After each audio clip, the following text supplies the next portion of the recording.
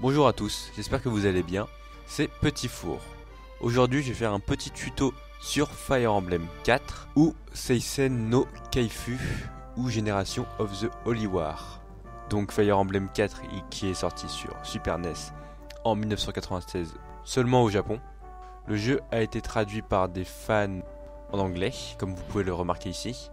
Donc je vais faire un petit tuto pour expliquer comment le jeu fonctionne.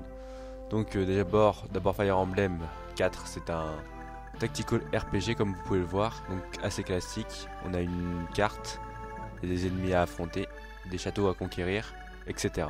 Je vais expliquer en un petit quart d'heure le fonctionnement du jeu, qui est rapidement le gameplay du jeu. Donc voilà, ça c'est une des fiches d'un personnage. Donc comme vous pouvez le voir, on peut voir son prénom en haut à gauche, sa classe juste en dessous, son niveau. Ce qui est entre parenthèses, c'est l'XP que le perso a. Par exemple, s'il y a écrit 10, 20, 30, 40, c'est l'XP qu'il a gagné. Quand ce nombre passe à 100, le personnage gagne un niveau. Quand le personnage gagne un niveau, il peut gagner des statistiques. Donc les statistiques sont HP, force, magie, skill, speed, luck, chance, défense et la résistance. Donc chaque personnage a déjà un pourcentage d'augmentation à chaque niveau. Par exemple, Sigurd, lui, c'est un guerrier. Il augmentera donc plus facilement sa force que sa magie ou sa résistance. Voire nul sa résistance et magie. Donc voilà. En haut à droite, vous pouvez voir l'attaque. L'attaque, c'est quoi? C'est les dégâts que vous faites à un ennemi. Donc l'attaque se calcule grâce à la force et la puissance de l'arme. Donc là, c'est 14 plus 10. Donc à l'occurrence 24. Ça, c'est pour un guerrier. Pour un magicien, c'est exactement la même chose, sauf que c'est la magie. Donc c'est magie plus l'arme. Ce qui fait l'attaque. Hit. Alors, hit, c'est très simple à calculer. Donc, c'est le skill x 2. Donc, ça fait 22. Plus la précision de l'arme. Donc, ça fait 80 plus 22, 102. Alors, range, c'est la portée de l'arme. Comme vous pouvez le voir, ici, c'est écrit 1-1. Ça veut dire que Sigurd ne peut attaquer que une case à côté de lui. Par contre, pour un personnage qui a une arme à distance, par exemple, ce personnage a écrit 1-2. C'est-à-dire que ce personnage peut attaquer à une case et à deux cases. Par contre, Midir peut attaquer seulement à deux cases. Et à une case au corps à corps, il se fait douiller. C'est un mec, je crois. Je suis jamais sûr si c'est un mec ou une meuf. J'ai déjà joué au jeu en japonais. Mais j'ai jamais lu les dialogues vu que je comprenais pas. Et là, il y a un patch anglais qui est sorti, donc c'est parfait pour moi. Donc là, j'étais en train d'expliquer un peu les stats. Avoid, donc c'est l'esquive. L'esquive, c'est facile à calculer. C'est la vitesse x 2 plus le luck. Donc là ça fait 12 x 2, ça fait 24 plus 7, ça fait 31. Moins, attention, le poids de l'arme x 2. Donc ça fait 31 moins 3 x 2, ça fait 25. Donc comme vous pouvez le voir, voilà, nous avons la stat ici. Donc j'ai déjà expliqué un peu les stats. Alors, comment on fait pour recevoir des dégâts? C'est très facile. Alors, donc là 24, là c'est écrit que je lui fais 19 dégâts. En fait les dégâts c'est facile, c'est attaque moins défense. Tout simplement, tout ce que j'avais à dire. Donc on peut regarder maintenant l'authority. L'authority c'est quoi? C'est les étoiles leader. Pour chaque étoile, le personnage a un boost de 10% en précision et en esquive. Mais c'est seulement le leader de l'armée qui peut avoir les étoiles leader. Donc Sigurd c'est le seul qui a les étoiles leader parmi les personnages qu'on joue. Et aussi l'étoile leader sert, comme j'ai dit, à booster la précision et l'esquive, mais pas que pour Sigurd, dans un périmètre de 3 cases adjacents. Donc en gros, tous les personnages ici ont le bonus de l'étoile leader. Voilà, Lover. Lover, comme son nom l'indique, c'est son amoureuse. Bon, la personne avec qui il aura des enfants. Donc dans ce jeu, si vous avez joué un peu à Awakening et Fate, c'est le concept des enfants est déjà dans ce jeu. Donc les personnages peuvent avoir des enfants qu'on contrôlera dans la seconde génération, c'est pas vraiment du spoil. Donc le jeu est divisé en deux. Donc il y a la première génération avec Sigurd et compagnie, et la seconde génération avec Celis et compagnie. Donc voilà, en fonction les enfants ont des skills et des portraits différents. Donc talk, ça veut dire qu'à certains moments du jeu, les personnages peuvent parler entre eux. Par exemple, ils peuvent raconter leur vie, on peut avoir des boosts stats, on peut avoir des armes, etc. Le mouvement c'est facile, c'est le nombre de cases qu'un personnage peut se déplacer. Donc Sigurd peut se déplacer de 9 cases. Les cases en orange sont la portée du personnage. Et les cases en verte c'est le déplacement possible pour Sigurd. Voilà. Sigurd, vu que c'est un cavalier, il peut pas aller dans l'eau. Il peut se déplacer que sur la terre ferme. Donc voilà. Les fonds. Alors donc c'est la thune. C'est très important dans le jeu parce que, comme vous pouvez le remarquer, les armes se rouillent. Donc à chaque attaque, l'arme perd une utilisation. Donc au bout de 50 attaques, l'arme est détruite. C'est-à-dire qu'elle devient broken. Et il faut la réparer. Et pour la réparer, il faut de l'argent. Et là ça va. Ces armes-ci, le Steel Sword, donc l'épée en d'acier et la lance en fer, ne coûtent pas très cher. Par contre, les armes ultimes coûtent très cher. Ça coûte 1000 pour chaque utilisation, donc 50 000. Mais vous me demandez peut-être comment on peut faire pour gagner de l'argent. C'est simple, il faut aller dans ici. Vous voyez ces espèces de petites maisons. Il faut aller dans le village et vous gagnez 5000 si le village est intact. Vous voyez, un bandit en fait peut détruire des villages. Et à chaque fois qu'il détruit un village, on perd 500. Et s'il détruit tout le village, on peut pas le visiter. Donc on perd tout l'argent. Donc on gagne pas d'argent. Et des fois il donne des items aussi. Et sinon pour gagner de l'argent, on peut aussi... Alors je vais essayer de voir si on peut le faire. Il y a une option à partir du chapitre 1 ou 2, je ne sais plus, qui permet de faire l'arène. L'arène, qu'est-ce que c'est? En gros c'est des combats contre des ennemis.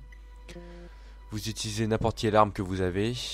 Et si vous gagnez de l'XP, donc de l'expérience, et vous gagnez des sous. Au début vous gagnez 500, après vous gagnez 1000, après vous gagnez 1500, 2000, 2500, 3000, 3500, 4000. Et donc les ennemis sont de plus en plus forts aussi. Et souvent on est bloqué à l'arène car par exemple un mage a aucune chance contre un Swordmaster, contre un Myrmidon pardon, excusez-moi. Car le Myrmidon déjà il vise toujours le mage, il peut attaquer 2 fois. Et le mage lui il n'a pas beaucoup de précision, donc quand il balance une magie, le Myrmidon peut esquiver et il se fait douiller. Voilà, je vais maintenant parler un petit peu des armes. Il y a les épées, la lance, la hache, etc. Donc il y a un triangle des armes. L'épée bat la hache bat la lance et la lance bat l'épée. Par contre, je suis désolé, je me rappelle plus des bonus. Je sais plus. Je pense qu'il y a un bonus de précision, mais je sais pas dans ce Fire Emblem si on a un bonus de force. Parce que dans certains Fire Emblem, des fois on a un plus 1 ou plus 2. Donc je sais plus, je suis désolé. Mais je crois qu'il n'y a pas de bonus de force, mais il y a juste un bonus de précision. Je sais plus c'est combien. Peut-être plus 10% de précision pour l'avantage et moins 10% pour le désavantage. Bon voilà. Qu'est-ce que je peux dire d'autre? Arena level. Je sais pas ça veut dire quoi. Condition Elfie. Ça veut dire qu'il se sent bien, mais je sais pas non plus ça sert à quoi. Maintenant on va regarder les weapon level à droite. Donc comme vous pouvez le voir, il y a une étoile sur l'icône de l'épée. Ça veut dire que le personnage peut équiper toutes les épées. Vous voyez à gauche ici, l'épée est de rang B. C'est-à-dire que seul un personnage avec un rang B ou plus peut équiper cette arme. C'est-à-dire que si un personnage a un rang C de weapon, d'arme, il ne pourra pas équiper la Steel Sword. Je sais plus dans ce Fire Emblem si on peut augmenter son niveau d'arme ou c'est déjà fixe. Bon, comme dans d'autres Fire Emblem on peut augmenter son niveau d'arme, mais je sais plus si dans celui-ci on peut. C'est pas grave, de toute façon je vais rejouer, donc voilà. Donc là en gros Sigurd peut équiper l'étoile. En gros l'étoile ça veut dire arme ultime. Il peut équiper jusqu'à l'arme ultime, il peut équiper les armes de rang C, B, A et ultime. Et pour la lance il peut équiper rang B. Donc c'est quoi les armes ultimes? Je vais juste vous montrer un petit truc. Ici vous pouvez voir le sang sacré. Qu'est-ce que c'est? C'est juste que certains protagonistes peuvent équiper des armes légendaires, mais seulement s'ils ont du sang sacré en eux. Donc Sigurd lui est de Baldur, donc il peut équiper la Tyrfing. Force 7, j'ai du mal à lire, c'est Levin, il peut équiper la Olseti. Naga c'est Diadora, il peut équiper le Naga. Nehir, Nehir personne ne peut l'équiper dans son équipe. Mais par contre il y a un ennemi du jeu qui l'a. Et je sais plus c'est le nom de la hache. Nova c'est le bâton ultime pour ressusciter, c'est Claude qui l'a.